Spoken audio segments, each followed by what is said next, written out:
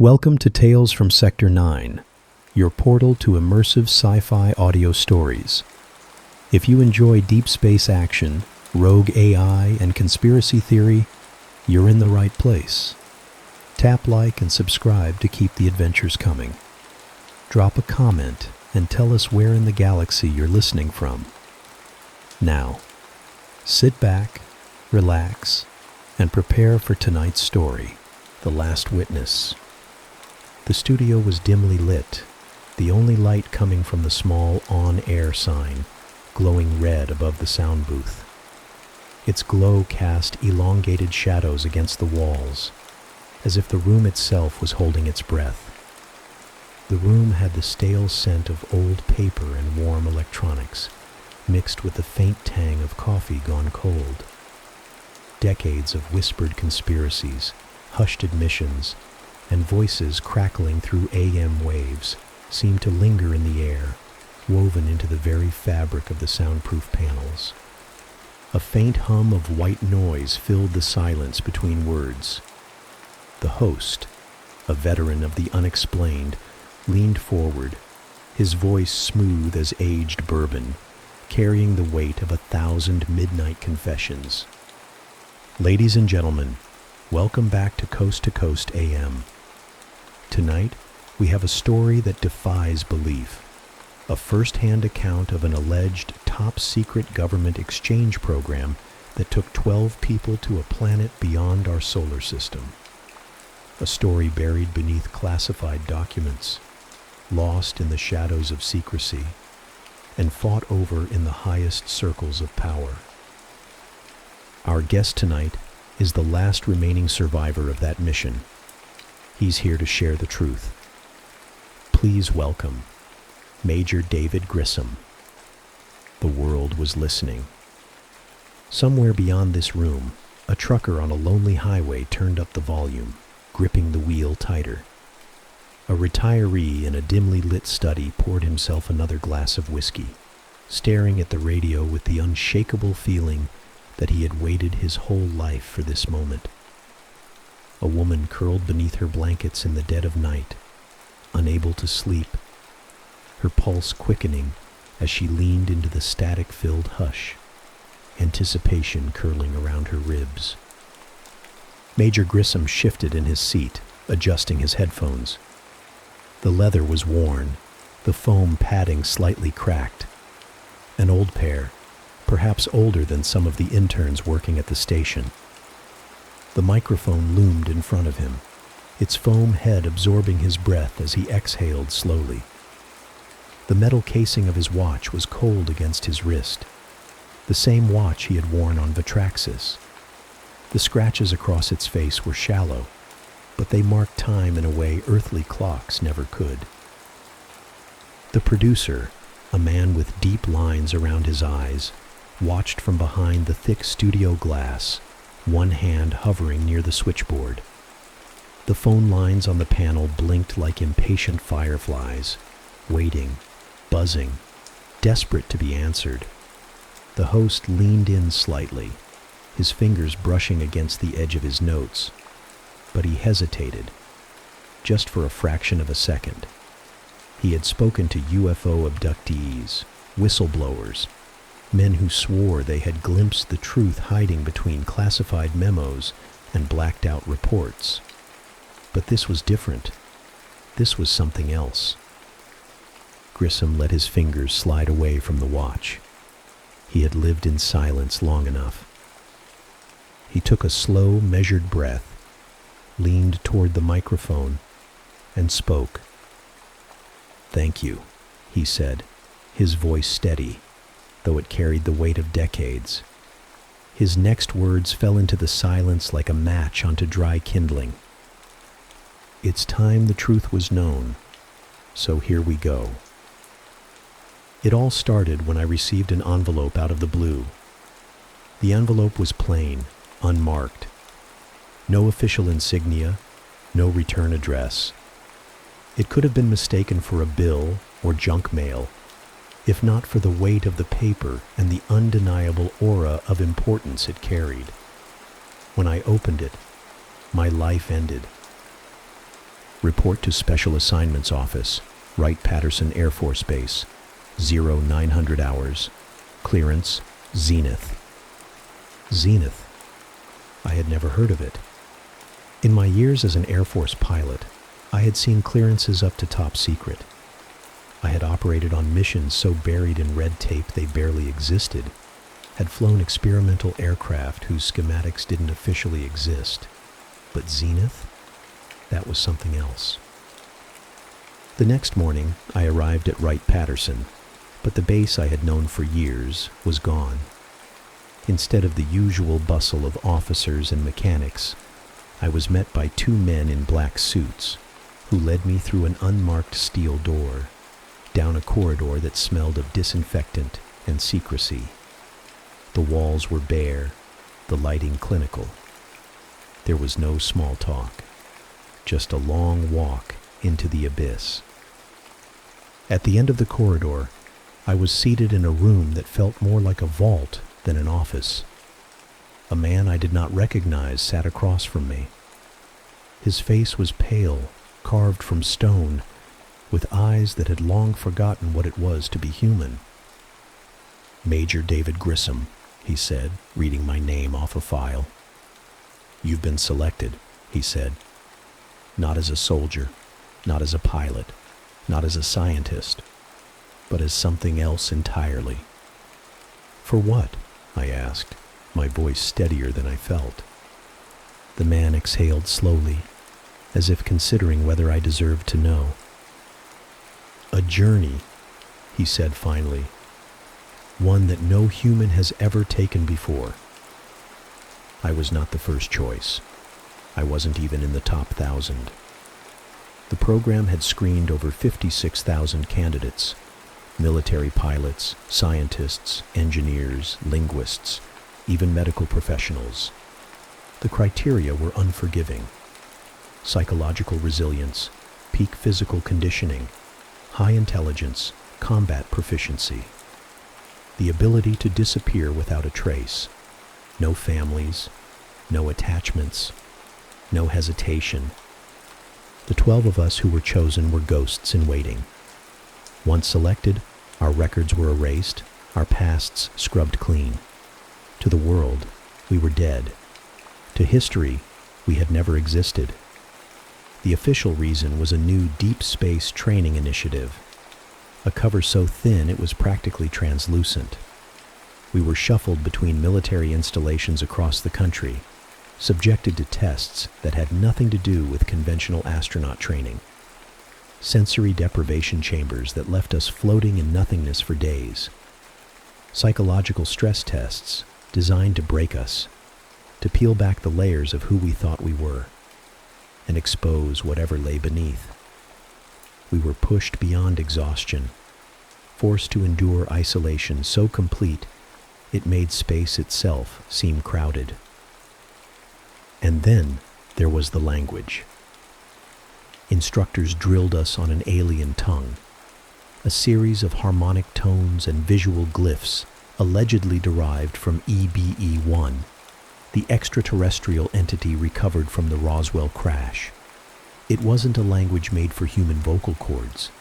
It resonated in ways that felt unnatural, forcing us to retrain our minds to think in a frequency outside of human experience. It wasn't just about learning to communicate. It was about rewiring our perception of reality itself. For weeks, we were kept in the dark about our actual objective. Then, one night, after an exhausting series of endurance drills, we were led into a dimly lit briefing room. A single slide projector illuminated the screen. The image was grainy but unmistakable, a spherical planet with a golden hue, 2 suns burning in its sky.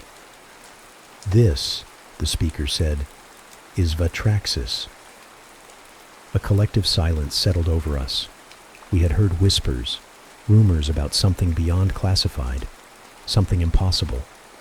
But to see it projected before us, undeniable and real, was different. The briefing lasted for hours. Vatraxis was located in the Zeta Reticuli system, 37 light-years from Earth.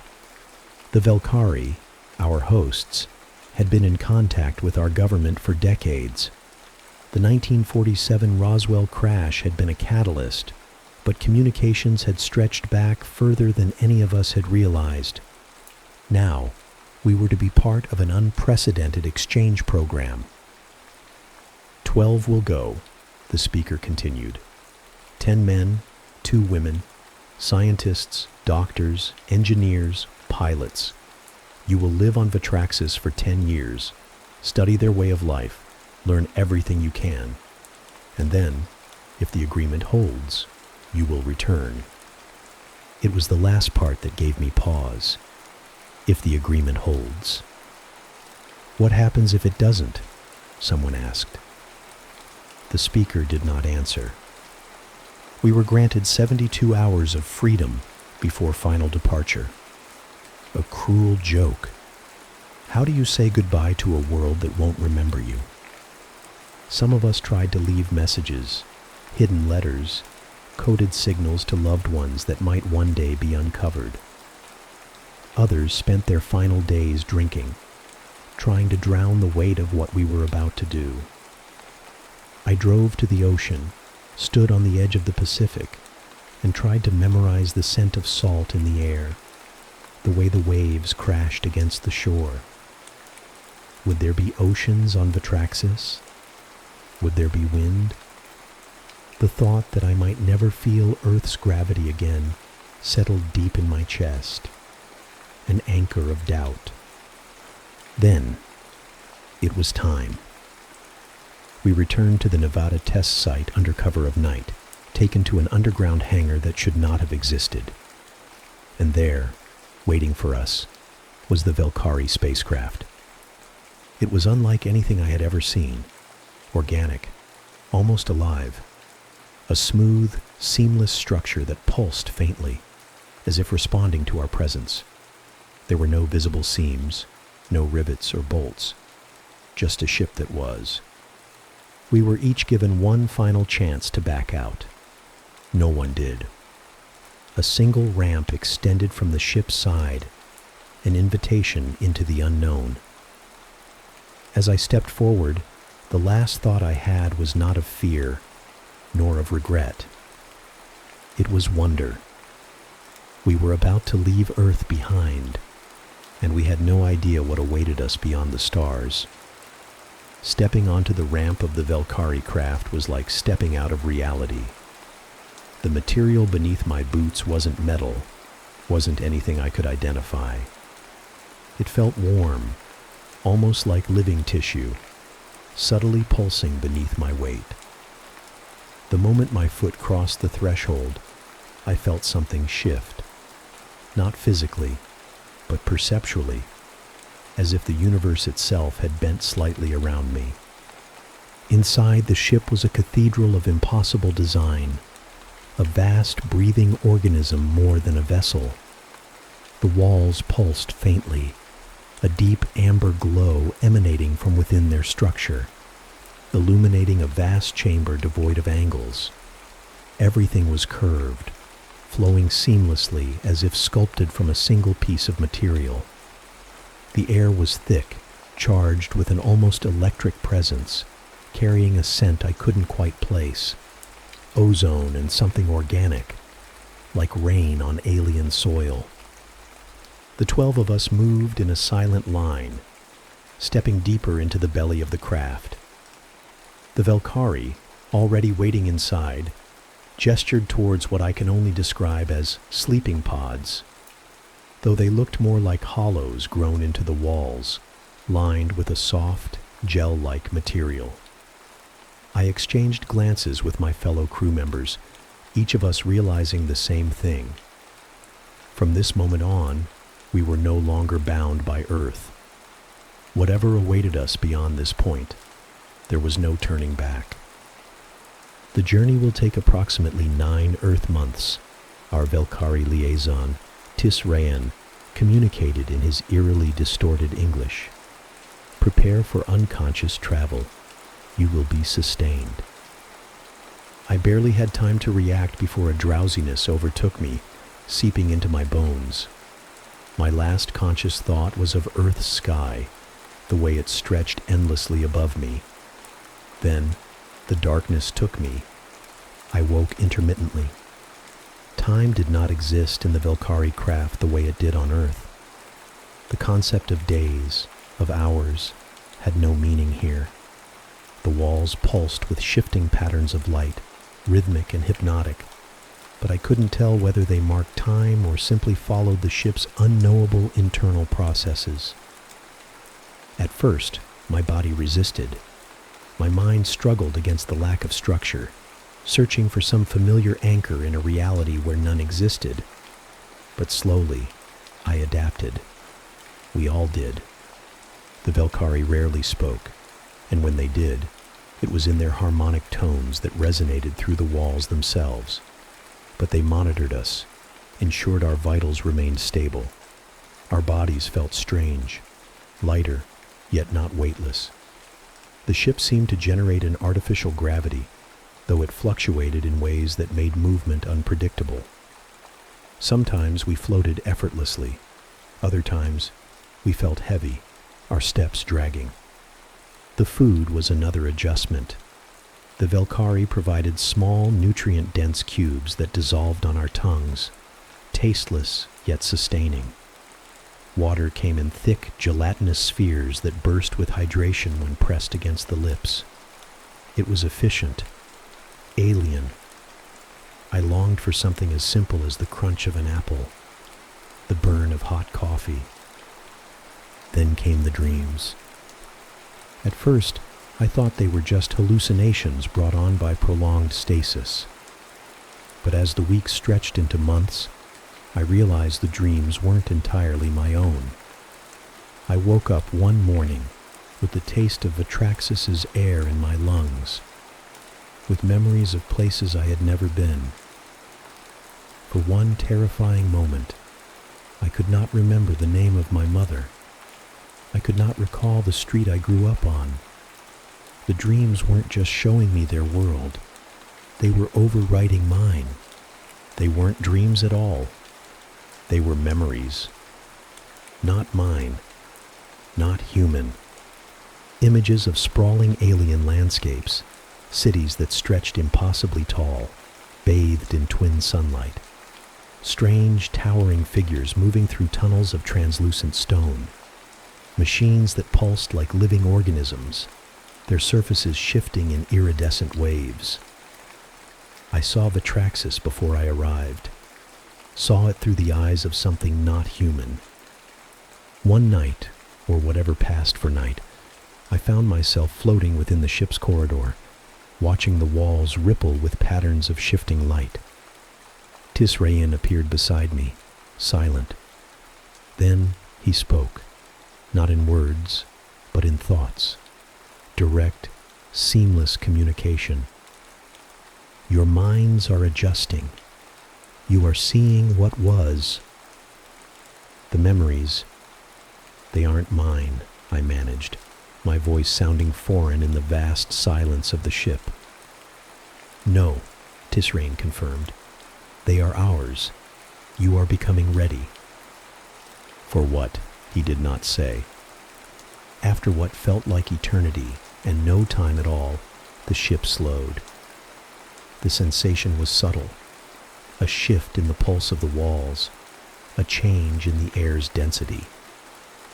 I gathered with the others in what we had come to call the observation chamber, though it had no windows, no screens, only a vast curved surface that rippled and then parted like liquid, revealing the void beyond. Vatraxis. The planet was golden, a sphere wrapped in an ethereal glow, its two suns casting long, overlapping shadows across a terrain that seemed simultaneously familiar and alien.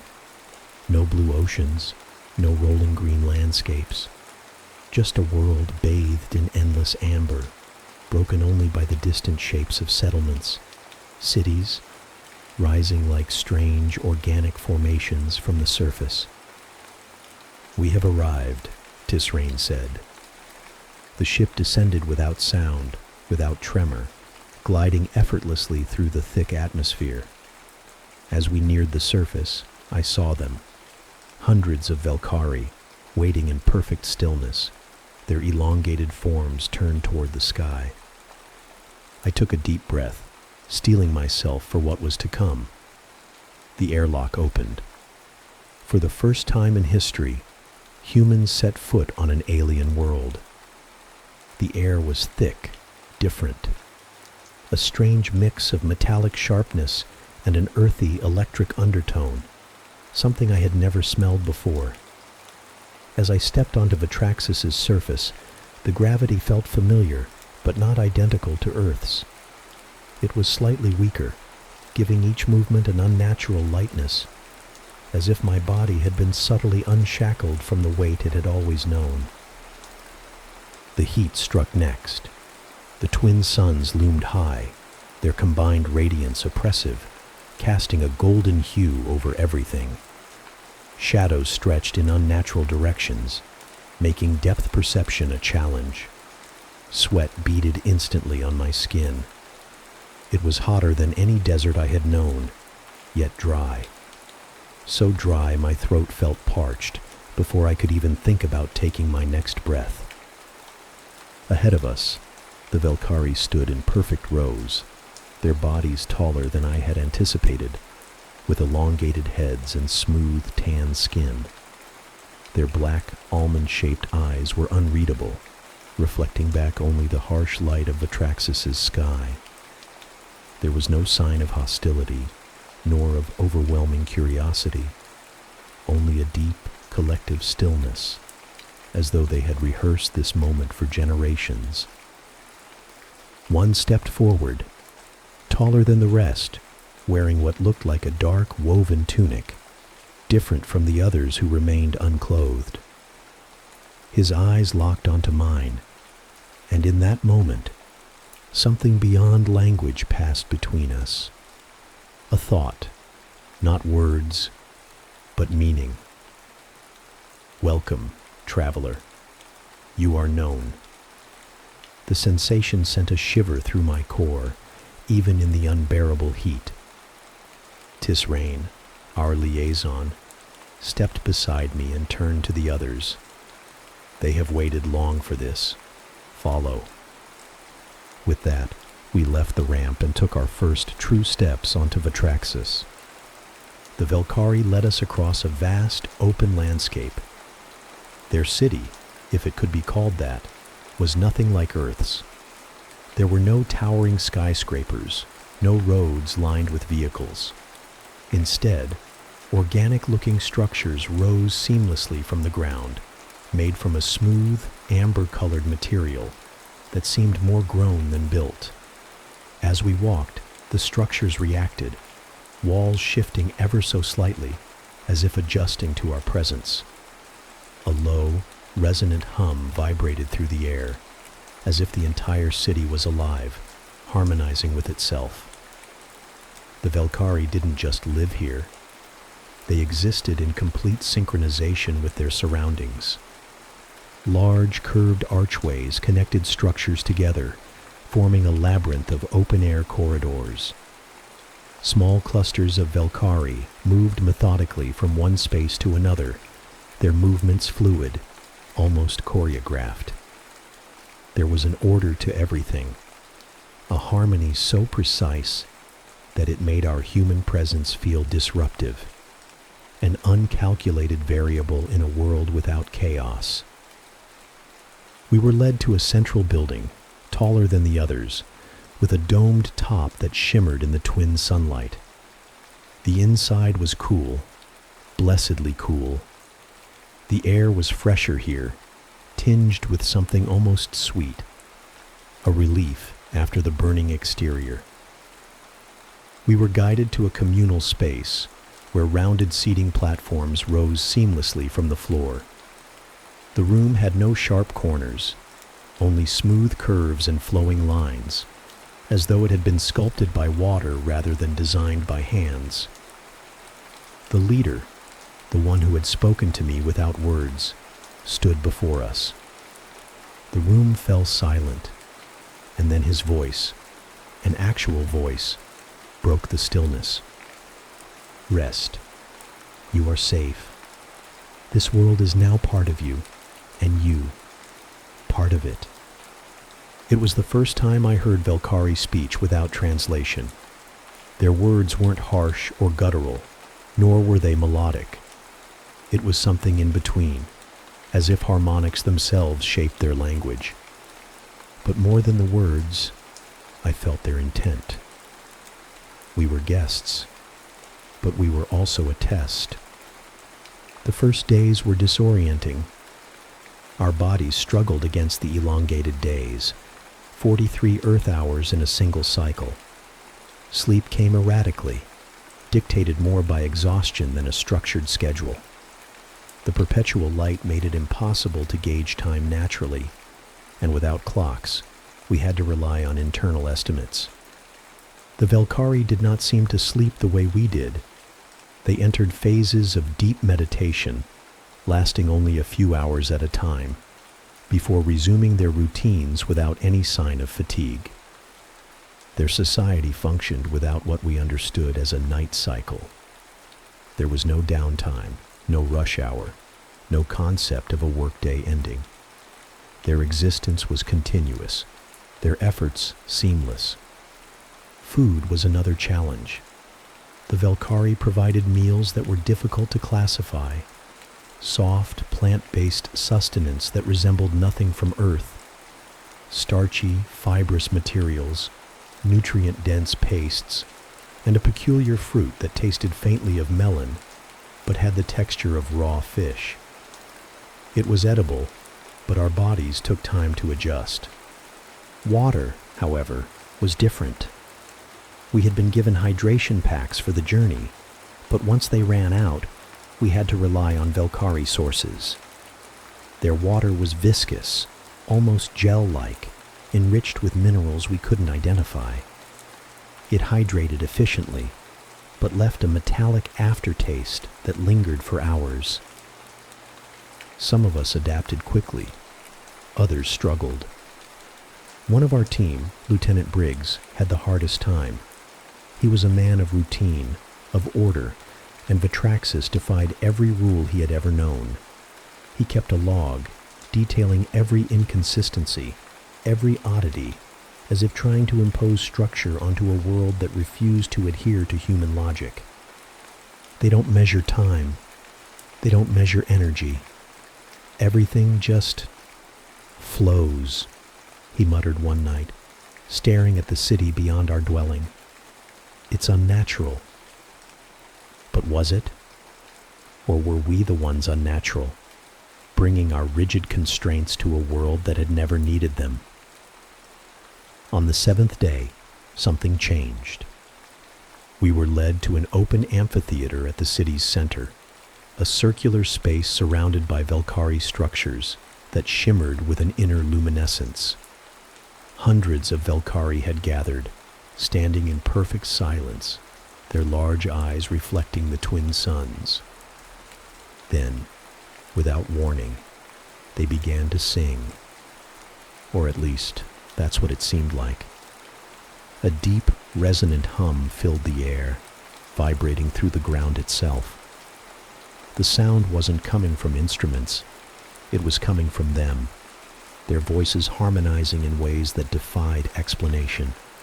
The frequency was more than just sound. I could feel it inside me, in my bones, in my thoughts. It wasn't a performance. It was a message, a transmission beyond words. For a moment, I wasn't just hearing them. I was part of their song. The frequency resonated in my bones, in my thoughts, unraveling something inside me, something I wasn't sure had ever been mine. Tisrain turned to us, his expression unreadable. They sing your welcome. They sing your place among us. I swallowed hard, unsure of what to do. No training had prepared us for this. Then, in the middle of the amphitheater, the leader stepped forward, holding an object, a small, glowing sphere. He approached us, stopping directly in front of me.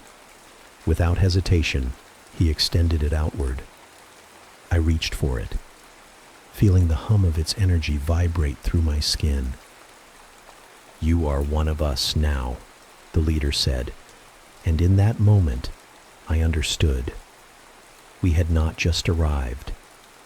We had become part of Vatraxis. The concept of time dissolved on Vatraxis.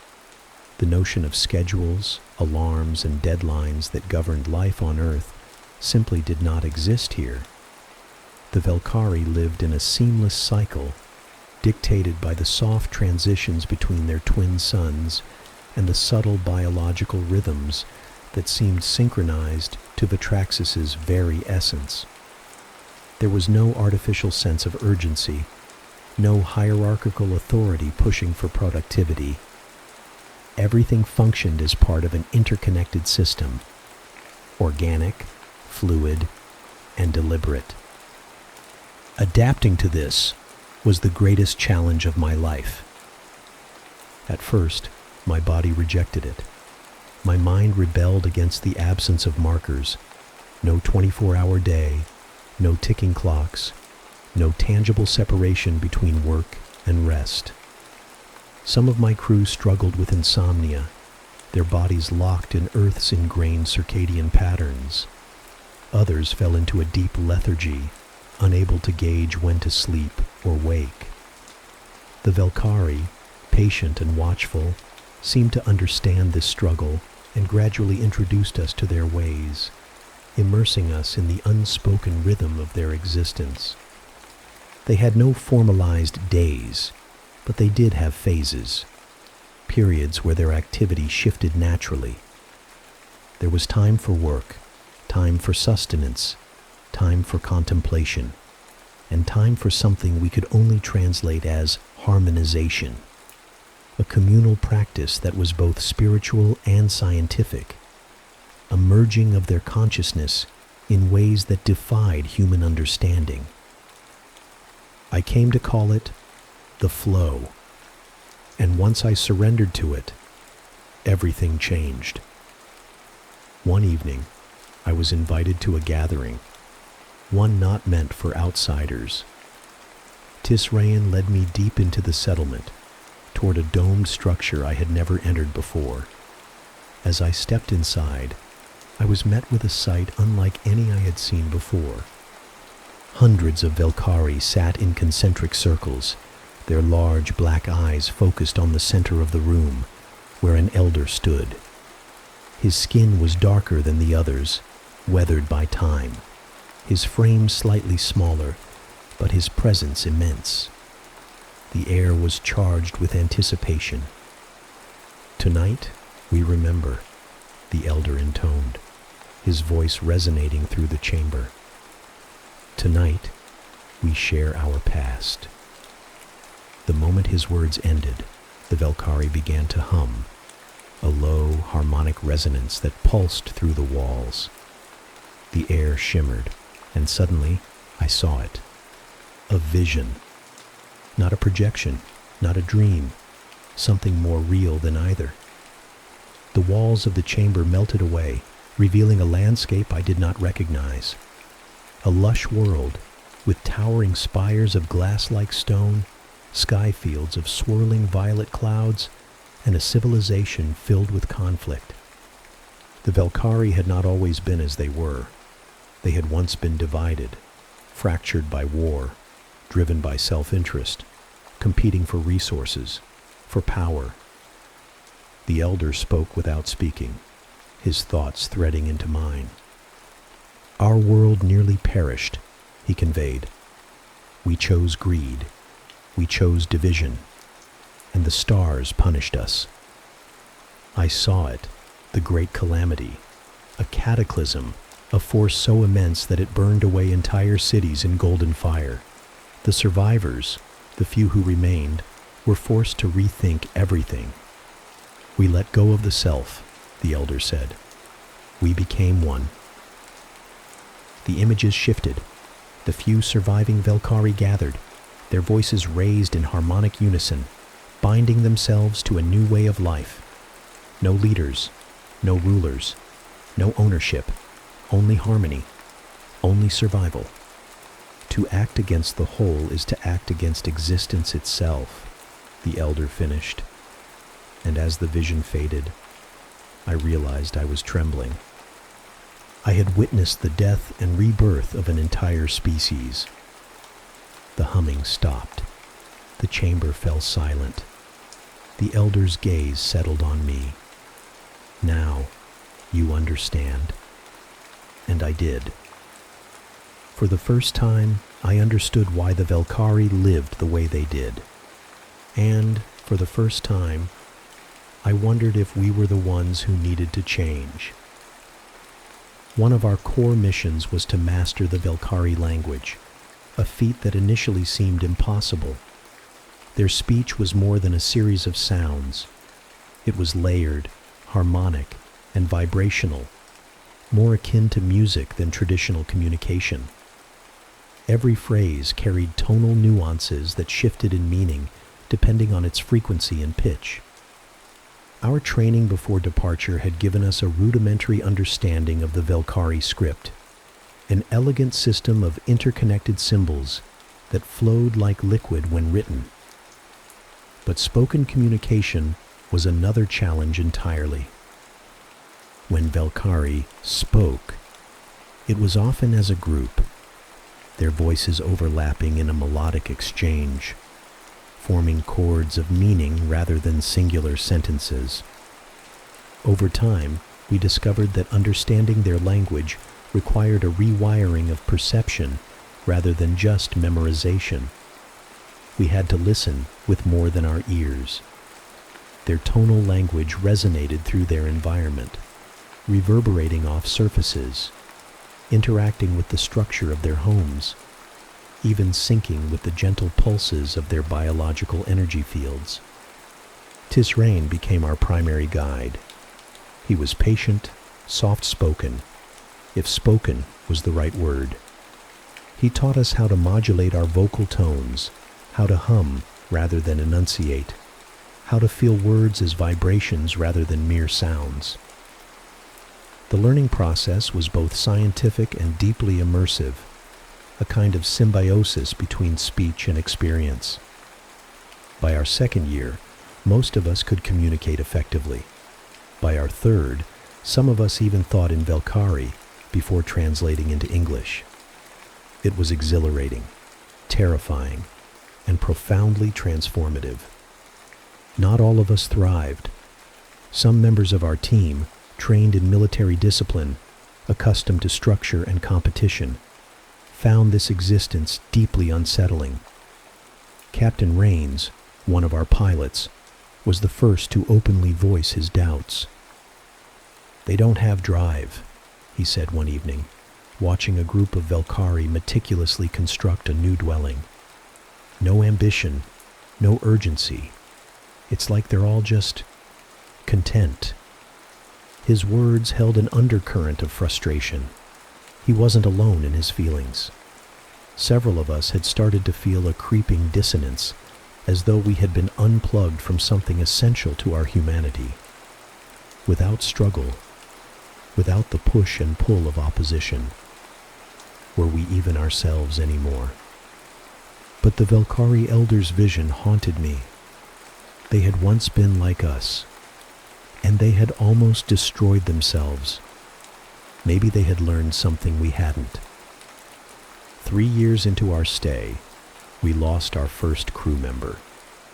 Lieutenant Adams succumbed to an unknown illness, one that even Velkhari medicine could not counteract. His body simply failed. The Velkhari mourned in a way that was almost ritualistic. They did not cry. They did not wail. Instead, they gathered in a great circle, standing in silent unity, their presence alone a testament to their grief. Then, as one, they sang.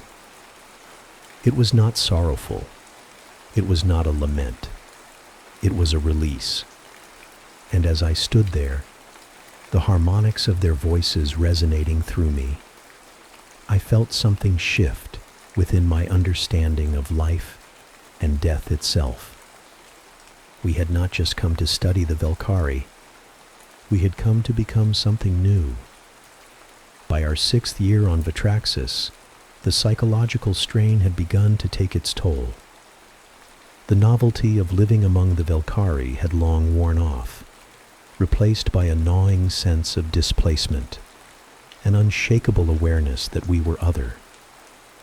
Despite our best efforts to integrate, to adapt to their customs, to their harmonious way of life, the core of our humanity resisted. We were explorers. We were wanderers. But we were also prisoners of our own biology, bound to instincts the Valkyrie did not share. And it was killing us. Captain Rains was the first to openly break. He had been the strongest among us, the one who always looked ahead, who embraced the mission with unwavering resolve. But one morning, we found him sitting outside our quarters, staring at the sky, unmoving. "What are you looking at?" I asked, sitting beside him. "Home," he whispered. "Or at least, what I remember of it. I don't know if it's even real anymore. Maybe Earth was just a dream, and this is what's real." His voice was hollow, detached, like someone speaking from the other side of a glass wall. His fingers twitched in the sand, tracing the shape of something unfamiliar. Valkyrie symbols. I didn't have an answer for that. None of us did. The second major blow came unexpectedly. 3 members of our team fell ill. First Lieutenant Dawson, then Dr. Taylor, and finally Sergeant Cole. The symptoms were subtle at first: fatigue, nausea, mild disorientation. But within weeks, it had escalated to full systemic failure. The Valkyrie worked tirelessly to help, applying their advanced medical knowledge, using techniques that seemed more like energy manipulation than biological treatment. But whatever was afflicting our people was beyond their ability to cure. Dr. Taylor, our lead scientist, died 3 months later. He had always been meticulous, the one who documented everything. His final notes, scrawled in near unreadable handwriting, contained a haunting conclusion. "This planet is slowly unmaking us." We had suspected as much. Despite the Valkyrie best efforts to acclimate us to their world, Vatraxis was not meant for humans. The radiation levels, the altered atmospheric composition, the food, all of it was subtly poisoning us. The mission had been planned for 10 years. But could any of us last that long? Not all of Vatraxis was suffering. There were moments that transcended our limitations, moments that shattered the fragile walls of our understanding. Tisrayan, our ever-patient guide, took me on a journey beyond the settlement one day. We traveled to a vast underground complex, an archive of sorts, hidden beneath the sands. The walls glowed with an inner light, pulsing softly, and as we moved deeper, I began to feel something beyond comprehension. It wasn't just a repository of knowledge, it was alive. "This is the memory of the stars," Tisrain explained. "A collection of all things that have been, all things that are." As I approached a curved pedestal in the center of the chamber, an image appeared before me, not projected, but manifesting as though it had always been there. Earth. But not just Earth. I saw its past, its present, and glimpses of its possible futures, unraveling before me in cascading sequences of events. Wars yet to happen, cities yet to rise, choices yet to be made. "You are connected to this," Tisrain continued. "All things are. Time does not move as you think it does. You perceive it in a line. We perceive it as a web. The past, the future, they are the same." I felt something shift inside me, a sensation not unlike vertigo but deeper, as though my very perception of reality had been rewired. The weight of what I was seeing, what I was understanding, was overwhelming. And then I saw Vatraxis's future. A planet dying. The Valkyrie knew it. That's why they had welcomed us. Not as guests, but as students. Because one day, their world would be gone, and they needed someone to carry their memory forward. By the time we reached our 9th year, only 8 of us remained. Some had died. Others had chosen to stay. The Valkyrie did not pressure us. The choice was ours, and yet the weight of it was immense. To return to Earth was to return to a world that had forgotten us, to a planet that had moved on without us. But to stay on Vatraxis meant accepting our fate, accepting that this planet was killing us, that we would never see Earth again.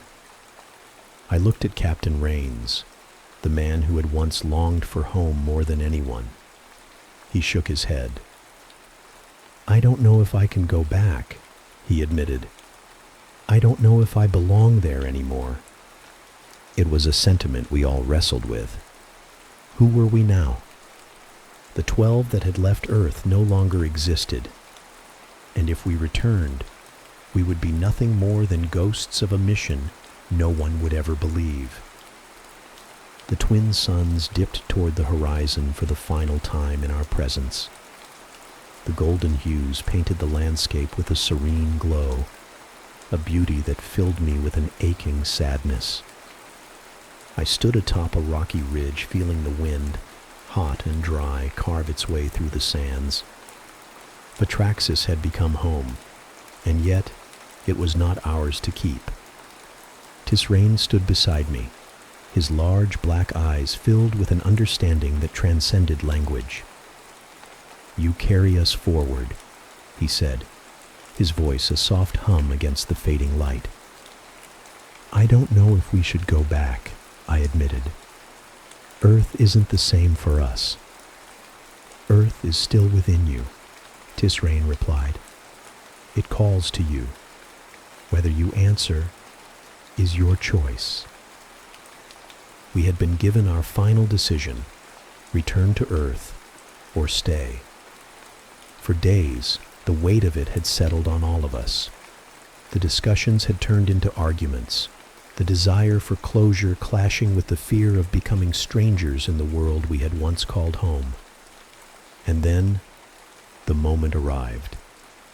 The Valkyrie craft, the same one that had carried us here, stood ready.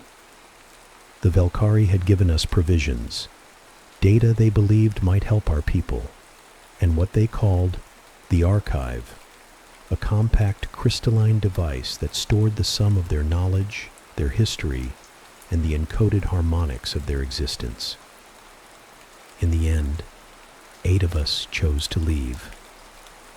4 remained behind, including 2 who had passed away on Vatraxis, choosing to fade into the golden sands of Vatraxis, choosing the unknown over the ghosts that awaited us on Earth.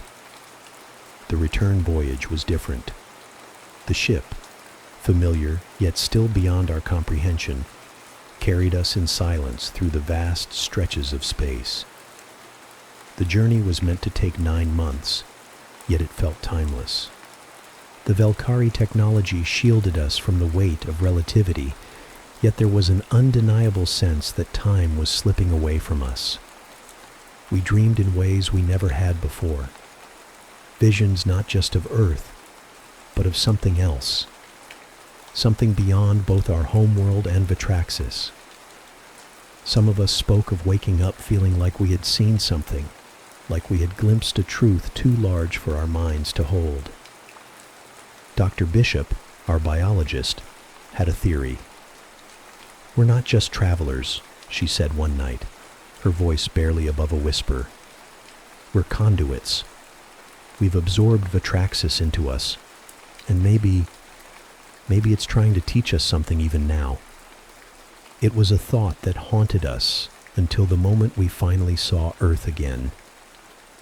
Re-entry was uneventful in the physical sense.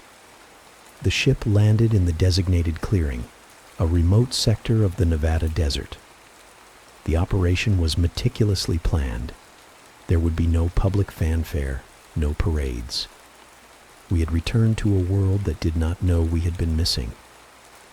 We were met by men in suits, military personnel with unreadable expressions, scientists who had aged far more than we had. Time had passed differently on Earth, and though we had only spent 13 years on Vatraxis, 4 decades had passed here. The world was different, and so were we.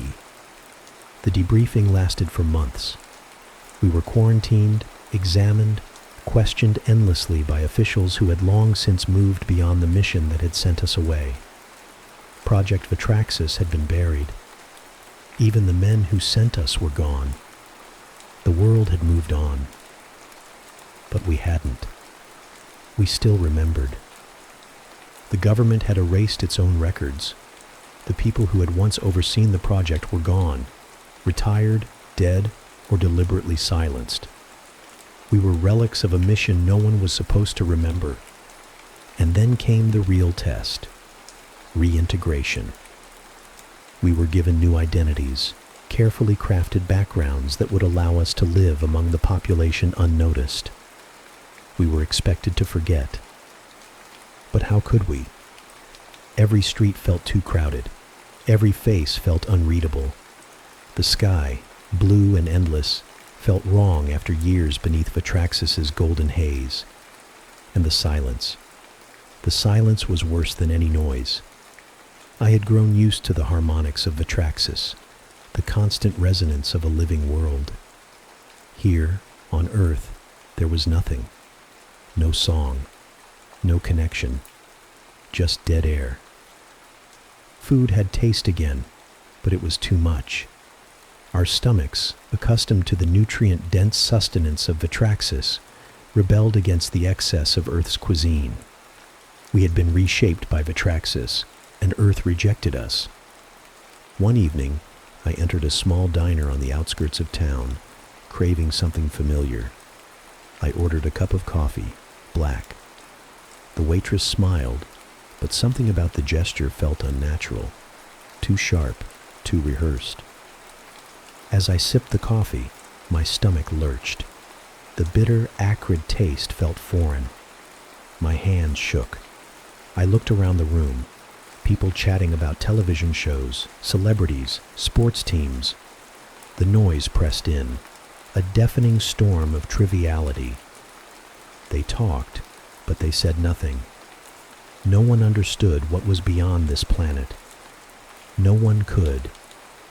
I left the cup untouched, stepping out into the night, feeling the crushing weight of my alienation settle deep in my bones. Lieutenant Briggs vanished first.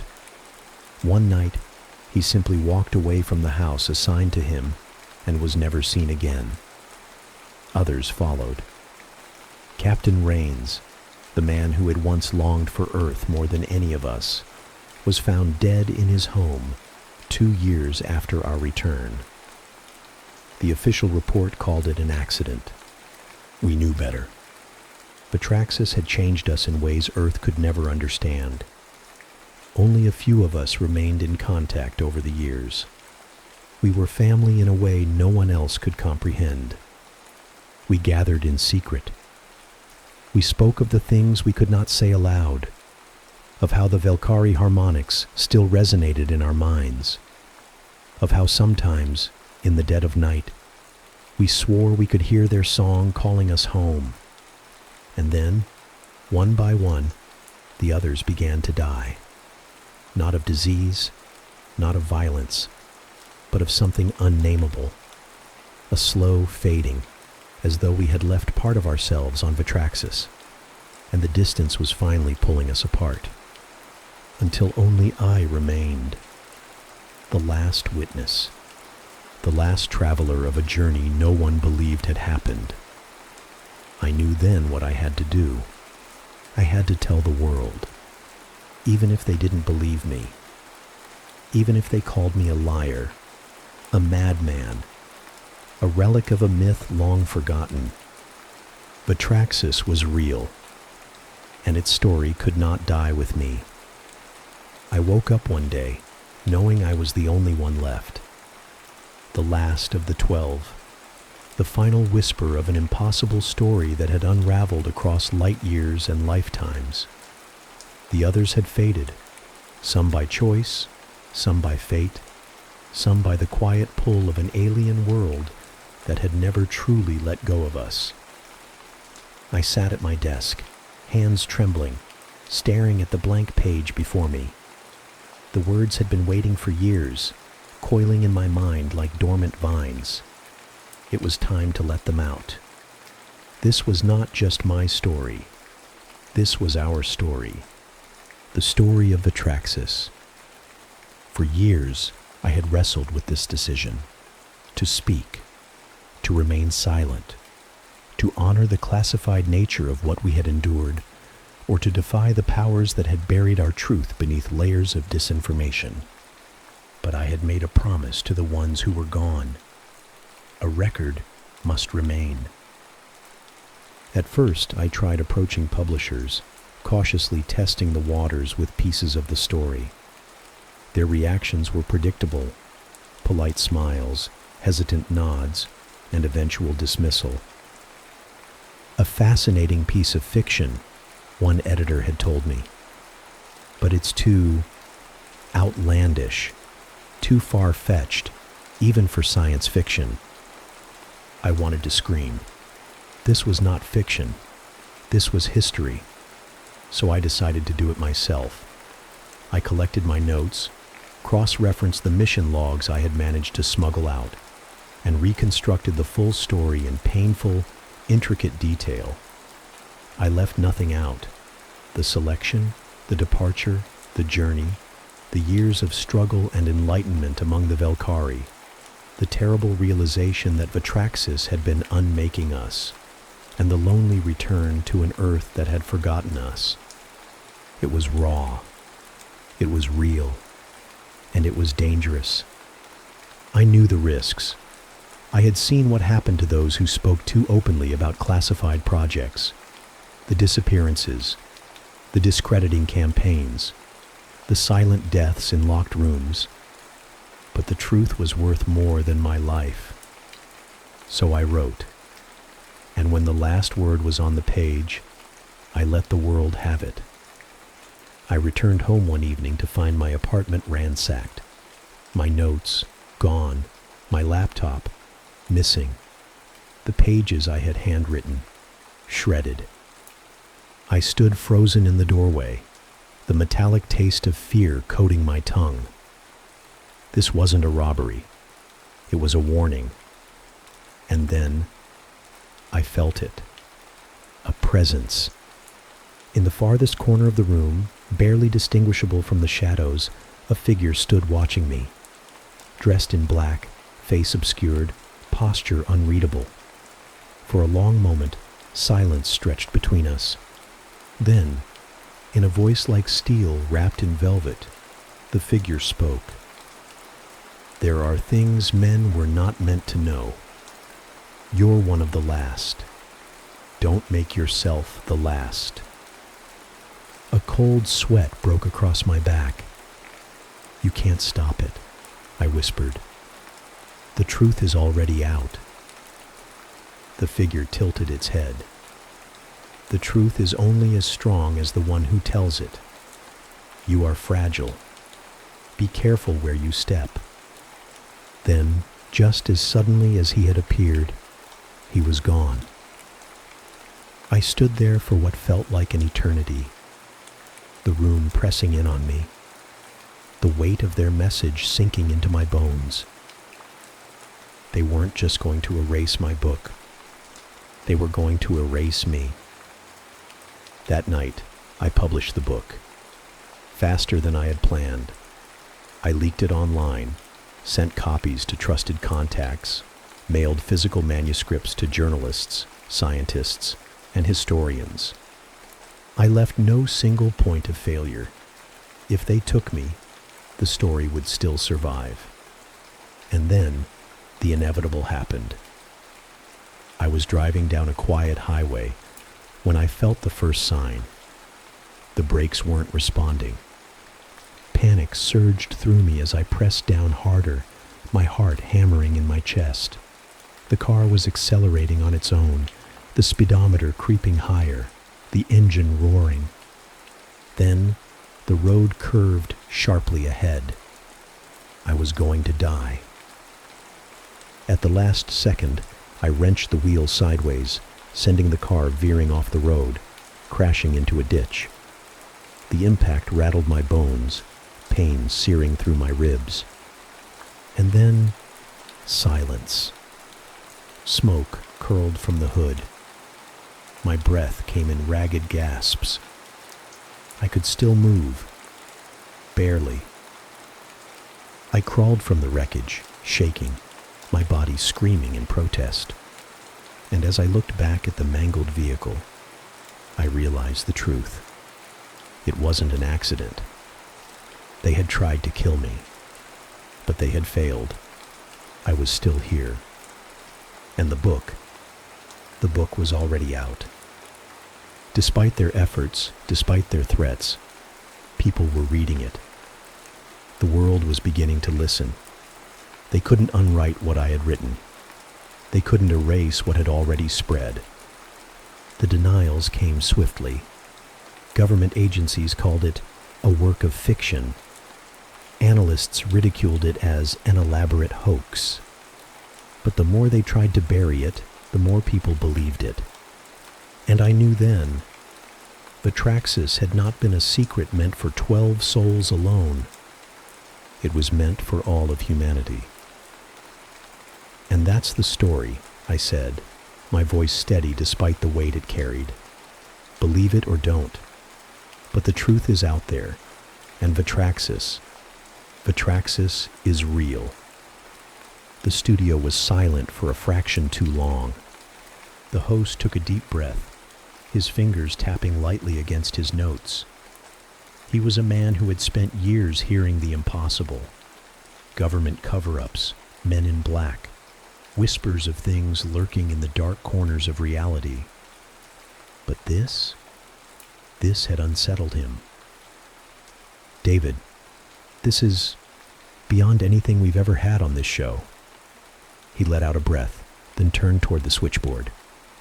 People, we'll open the lines now for your calls. Do you have a question for Major Grissom? Call in now.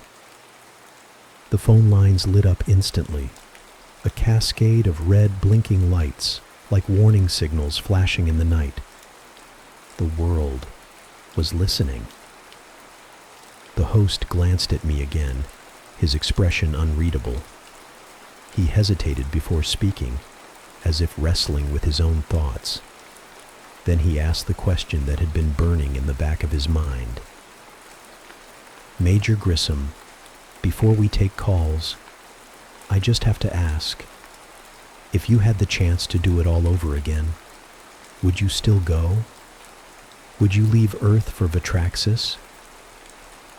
The question hung in the air, heavy, electric. I hesitated, not because I didn't know the answer, but because of the sheer gravity of it. I looked past the microphone, past the blinking lights of the switchboard, past the soundproof glass of the studio, and then past all of it, out into the night.